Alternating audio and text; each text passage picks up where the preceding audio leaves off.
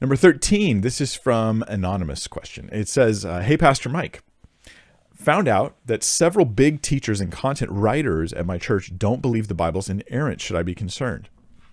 Yeah, I mean, you should be concerned. I don't see inerrancy as a central issue in and of itself. But the issue of rejecting inerrancy, once you reject inerrancy, you now hold that you're in a nebulous and potentially problematic scenario where when you open the Bible, you may or may not decide that that part is in error. And if you keep it to yourself, you'll cause less damage to others. But if you decide to preach it from the pulpit, I just think the Bible's wrong here, that's a problem. So there are those who are not inerrant. Let me describe two different kinds of non-inerrantists, or maybe you call them errantists, two different kinds of people who believe the Bible may have errors.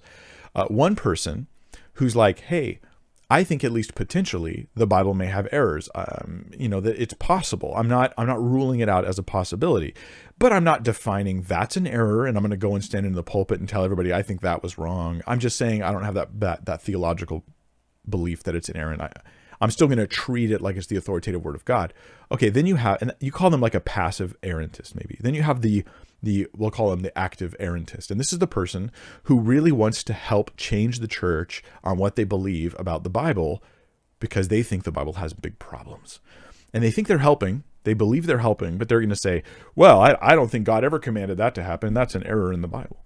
I don't think that historically ever happened. I think that's an error in the Bible. And I really want to prove that I'm a level-headed person, prove that I'm a rational individual who's willing to follow the evidence. So I'm going to make sure everybody knows that they should disregard the Bible on here. Trust me, don't believe what's written there. That person is obviously a much bigger problem than the passive errantist. So should you be concerned? Potentially, yes. Should you get emotional and lose your cool about it? No. I think you should be legitimately concerned. You try to find out what the direction is, what's going on.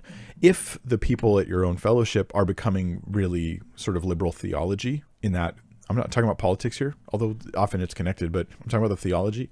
If they're becoming that way, most people who go into a church that's more conservative, or I should say traditional, real Christian theology, and then they become like liberalized over time, they often will be incognito. They won't tell everyone. They'll be secretive about it. Just plain deceptive and manipulative, to be honest, where they slowly over time try to get as many people over to their liberal side as possible as they start to undermine the church. And if that's what's going on, I'm like, well, either they're leaving or I'm leaving.